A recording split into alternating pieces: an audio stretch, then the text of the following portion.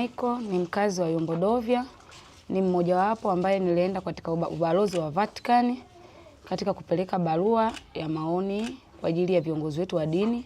Lakini baada ya kwenda katika ubalozi wa Vatican, baada ya hapo nilianza kupokea simu za vitisho kwa watu wengine nikiwa na wafahamu na wengine siwafahamu. Namba zilikuwa nyingi zinapigwa. Baada ya hapo siku ya Jumatano tarehe 6 natoka nyumbani kwangu, nilivamiwa na watu 4 ambao siwafahamu na kunishambulia kama hivi mnavyoniona. Nimepigwa siku ya Jumatano muda wa saa 5 na asubuhi. Kipindi natoka naelekea kwenye shughuli zangu. Na watu ambao wasiojulikana na siwafahamu kama hivi mnavyoniona, kwenye mkono nimeumia, usoni kama hivi mnavyoniona, na baadhi ya sehemu mbalimbali za mwili wangu ambazo zinaletea maumivu mpaka hivi sasa. Jambo kubwa walichukua na kidai kwamba wanasema wewe unajifanya msemaji wa serikali, wewe unajifanya chawa wa serikali, wewe unajifanya serikali na kutumia kwenda ubalozi wa Vatican. Wewe una mamlaka gani kwenda ubalozi wa Vatican? Wewe ni mtu wa serikali, wewe ni msemaji wa serikali. Kama kuna viongozi wanaongea lugha ambazo hazipendezi kiimani yao, wewe ni msemaji wa kanisa mpaka uende huko. Ndio maneno ambayo alikuwa anayatamka hayo.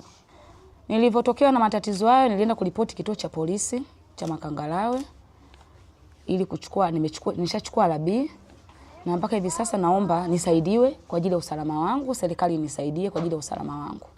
Lakini mpaka hivi sasa hali yangu ya kiusalama naona ipo chini, na mimi kiangalia na familia naishi.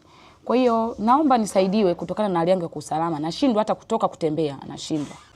Kwa sasa hivi familia yangu inaishi kwa wakati mgumu sana, kwa sababu hata wenyewe naona kama wananilaumu kwa kile nilichokifanya, labda kwa sababu maisha wanayepitia na wao wanaogopa hata kutoka nje, wanaogopa hata kutembea mtaani, wanahisi na wao hivyo vitisho wanavyopewa mimi, wanahisi mama yao muda wote na saa yoyote naweza nikauawa kama watu walivyokuwa wanazungumza. Mimi naitwa Ashura Salum, mjumbe wa mtaa Dovya.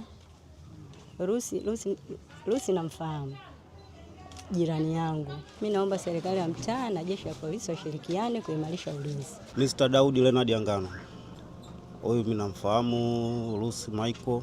Huyu ni mwananchi wa Yombo Makangalawe. Nisema tu kwa ujumla, hakuna mwananchi aliyokuwa na mamlaka ya kuweza kumshambulia mwananchi mwenzie. Mamlaka hakuna. Kisheria serikali ya Tanzania, taratibu zote nafikiri zimepangwa kwa utaratibu na nchi inaendeshwa kwa mamlaka ya kisheria.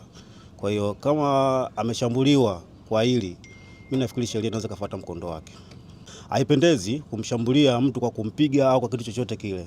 Ni njema ni mtu mkamuita na mkamuuliza mkapata uhalisia, taratibu nyingine zikafuata. Serikali tusaidie. Kama kutusaidia ili swala kama limepita, sisi tunachotaka amani. Serikali tusaidie, itulinde, itupe uaminifu, na sisi tunakopita hawa watu wanaetufanyia vitendo vya uovu, wanaetaka kutusukuma, wanaetaka kutupiga, watu wache na sisi tuwe na